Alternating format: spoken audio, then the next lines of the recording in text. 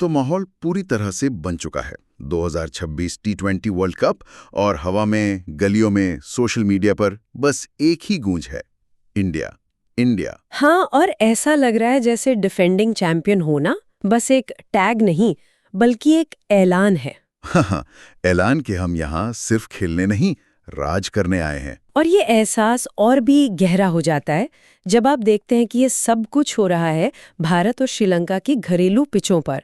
मतलब टीम सिर्फ कागज पर मजबूत नहीं दिख रही, नहीं, बिल्कुल नहीं। एक ऐसी, क्या कहते हैं, सुनामी की तरह लग रही है जिसे रोकना लगभग नामुमकिन सा लगता है। बिल्कुल। और आज हम इसी पर गहराई से बात करने वाले हैं। ये समझने की कोशिश करेंगे कि सूर्य कुमार यादव की कप्तानी और गौतम गंभीर की रणनीति ने इस टीम को इतना अजेय कैसे बना दिया है।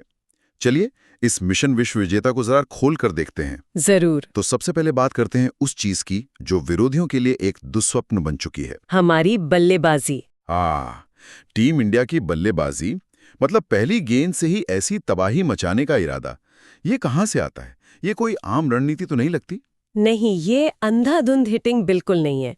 इसकी नींव रखी जाती है ओपनिंग में।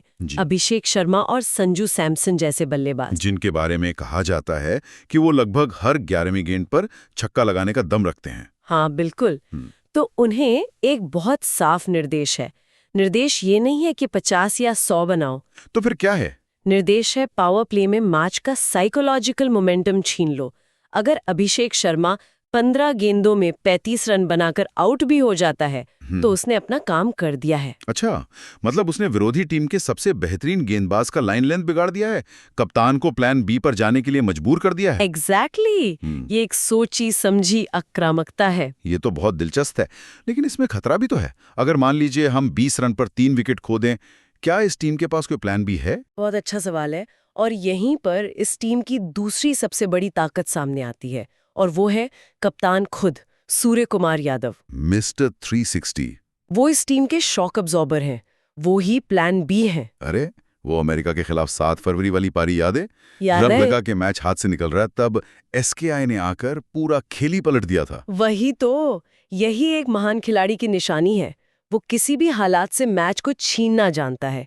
पर यहाँ पर दिलचस्प बात यह है कि ये टीम सिर्फ टॉप ऑर्डर पे निर्भर नहीं है। हाँ, यहाँ से तो असली मजा शुरू होता है। हाँ सही कहा। रिंकू सिंह, हार्दिक पांड्या और शिवम दुबे, ये तिकड़ी जब आखिरी ओवर्स में आती है तो ऐसा लगता है जैसे कोई भी स्कोर, कोई भी लक्ष्य छोटा पड़ जाएगा। रहम शब्द तो इनकी डिक्शनरी में ही नहीं है। ये तो गेंदबाजों पर जरा भी रहम नहीं करते। लेकिन यहाँ भी एक रणनीति है। ये तीनों अलग अलग तरह के गेंदबाजों के स्पेशलिस्ट हैं। शिवम दुबे को बीच के ओवर्स में स्पिनर्स को मैदान से बाहर भेजने के लिए रखा गया है। और हार्दिक पांड्या पेसर्स के खिलाफ। हाँ, वो मिडिल ओवर्स और डेथ ओवर्स में मोमेंटम बदलते हैं। और रिंकू सिंह, वो तो चेज मास्टर हैं। उन्हें पता है कि आखिरी 12 गेंदों में 30 रन कैसे बनाने हैं। बिल्कुल, ये एक इतनी गहरी और विविध बल्लेबाजी है जो टॉप ऑर्डर को खुलकर खेलने की आजादी देती है। ठीक है, तो बल्लेबाजी तो आग उगल रही है, लेकिन गेंदबाजी का क्या, खासकर घरेलू पिचों पर? घरेलू पिचों पर भारत का गेंदबाजी आक्रमण एक चक्रव्यूह की तरह है, जिसमें बल्लेबाज आकर फंस जाते हैं, और इस चक्रव्यूह का केंद्र है हमारी स्पिन चौकड़ी। वरुण चक्रवर्ती, कुलदीप यादव, अक्षर पटेल और वॉशिंगटन सुंदर। वाह! ये चारों जब बीच के ओवर्स में आते हैं तो रन बनाना ही मुश्किल कर देते हैं। लेकिन 4 स्पिनर खिलाना ये एक बड़ा जुआ नहीं है? अगर किसी दिन पिच से मदद नहीं मिली तो? ये कैलकुलेटेड रिस्क है, और इसका जवाब इनकी विविधता में छिपा है। ये सिर्फ 4 स्पिनर नहीं है। तो फिर ये 4 अलग अलग तरह की चुनौतियां हैं। कुलदीप यादव एक क्लासिकल लेग स्पिनर है। अक्षर पटेल विकेट टू विकेट गेंदबाजी करते हैं, उनकी गेंद स्किड करती है। और वॉशिंगटन सुंदर, वो तो पावर प्ले में भी गेंदबाजी कर लेते हैं। हाँ, वो बाएं हाथ के बल्लेबाजों के लिए एक बुरे सपने की तरह है। और फिर आते हैं वरुण चक्रवर्ती, एक मिस्ट्री स्पिनर, जिसे आज भी कई बल्लेबाज हाथ से नहीं पढ़ पाते। सही कहा। तो जब ये चारों 7 से 16 ओवर के बीच गेंदबाजी करते हैं, वो रन बनाना ही मुश्किल कर देते हैं, और यही भारत की जीत की सबसे बड़ी गारंटी है। और जब स्पिन से बच भी गए तो सामने आते हैं जसप्रीत बुमराह। हाँ, आज भी दुनिया के सबसे खतरनाक डेथ ओवर गेंदबाज। उनके यॉर्कर और धीमी गेंदों का तो कोई जवाब ही नहीं है। बिल्कुल। और उनकी खासियत सिर्फ यॉर्कर नहीं है, उनकी असली कला है बल्लेबाज के दिमाग के साथ खेलना। वो एक यॉर्कर को सेटअप करते हैं। सेटअप करते हैं, इसका क्या मतलब हुआ? मतलब वो ओवर की पहली 4 गेंदें शायद हार्ड लेंथ फेंककर बल्लेबाज को बैकफुट पर रखेंगे।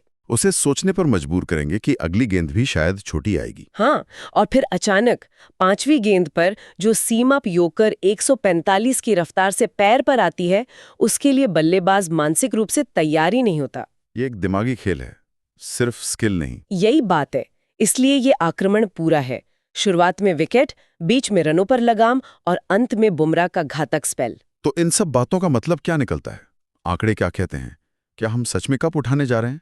देखिए, अगर आंकड़ों और मौजूदा फॉर्म को देखें तो भारत के जीतने की संभावना 90% से भी ज्यादा बताई जा रही है। 90%? हाँ, और इसके पीछे 3 बड़े कारण हैं।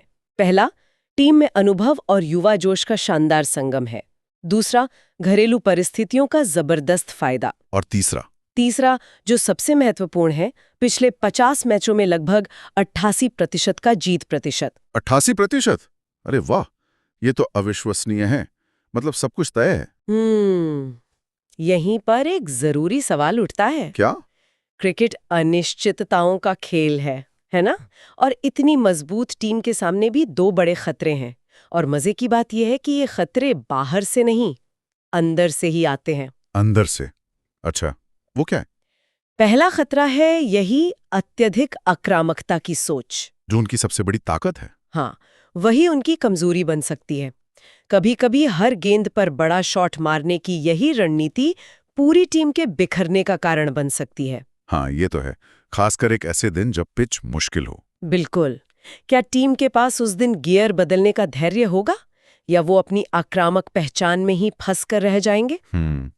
अपनी ही ताकत का गुलाम बन जाना। और दूसरा खतरा है नॉकआउट का दबाव। सेमीफाइनल या फाइनल जैसे बड़े मैचों में एक खराब दिन किसी भी टीम का सपना तोड़ सकता है।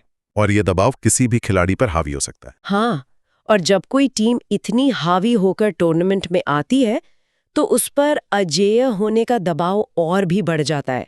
एक छोटी सी गलती और सब खत्म। तो कुल मिला के 2026 की ये भारतीय टीम तकनीकी रूप से शानदार है, शारीरिक रूप से फिट है और जैसा कि कहा जा रहा है, मानसिक रूप से बेरहम है। उनके पास वो सब कुछ है जो एक विश्व विजेता के पास होना चाहिए। बिल्कुल। और अगर टीम अपनी रणनीति पर अडिग रहती है तो 8 मार्च 2026 को फाइनल में तिरंगा लहराना लगभग तय लगता है। ये सिर्फ एक टीम नहीं है, ये वाकई एक मिशन है। मिशन विश्व विजेता। हाँ। एक पल रुककर गहरी सोच में इस पूरी चर्चा से एक बात सोचने पर मजबूर करती है। क्या?